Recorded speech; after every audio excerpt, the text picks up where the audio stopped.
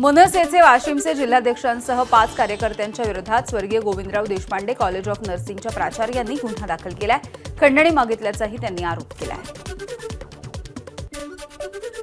धुळ्याच्या शिरपूरमध्ये आमदार अमरीश पटेल यांची बनावट ऑडिओ क्लिप व्हायरल करण्यात आली। समाजामध्ये गैरसमज पसरवून राजकीय प्रतिमा मलिन करण्याचा प्रयत्न असल्यामुळे अज्ञात व्यक्तीच्या विरोधात त्यांनी गुन्हा दाखल केलाय।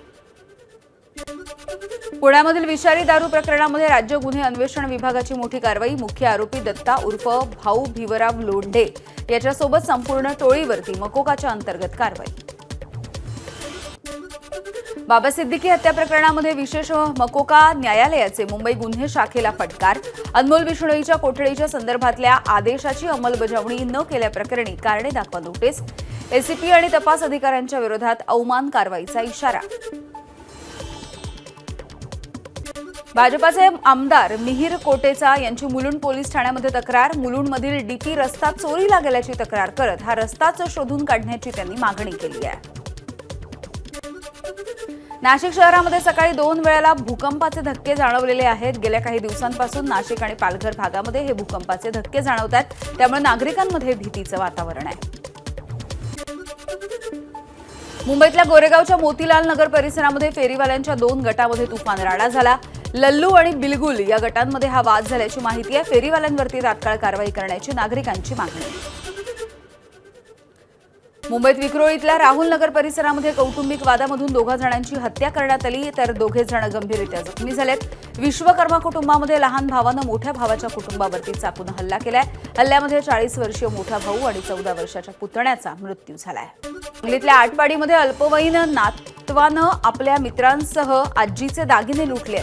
30 जुलैला दिघंची पळस खेल या मार्गावरती वाटमारीचा बनाव रचत आजीच्या गळ्यामधले दागिने त्याने लुटले। 4 जणांना अटक करण्यात आली। आरोपींकडून 2,15,000 रुपयांचा मुद्देमाल पोलिसांनी हस्तगत केला। राज्यामध्ये पावसाचा जोर कायम आहे। रायगड, पुणे आणि सातारा घाटमाथ्यावरती ऑरेंज अलर्ट जारी। ठाणे, कोल्हापूर, रत्नागिरी आणि नाशिक घाटमाथा परिसरामध्ये मुसळधार पावसाचा इशारा।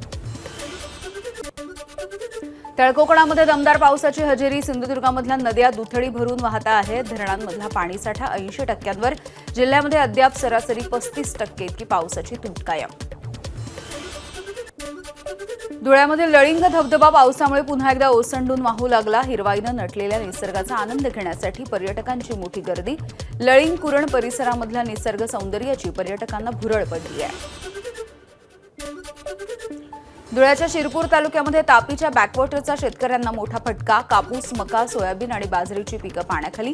महसूल आणि कृषी विभागानं तातडीनं पंचनामे करून मदत द्यावी, शेतकऱ्यांची मागणी। धाराशिवमध्ये अतिवृष्टी होऊनही नद्या, ओढे हे कोरडे ठाक आहेत। मांजरा, तेरणा आणि बोरी नदीवरील बंधाऱ्यांमध्ये पाणी न अडल्यामुळे पाणी साठ्याचा प्रश्न गंभीर बनलाय। बंधाऱ्यांना तातडीनं दरवाजे बसवण्याची ग्रामस्थांची मागणी। पिंपरी चिंचवड महानगरपालिकेचा 1153 खड्डे बुजवल्याचा दावा वादाच्या भोवऱ्यात अडकलाय।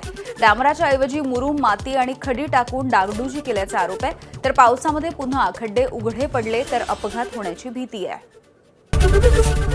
एबीपी माझा, उघडा डोळे बघा नीट।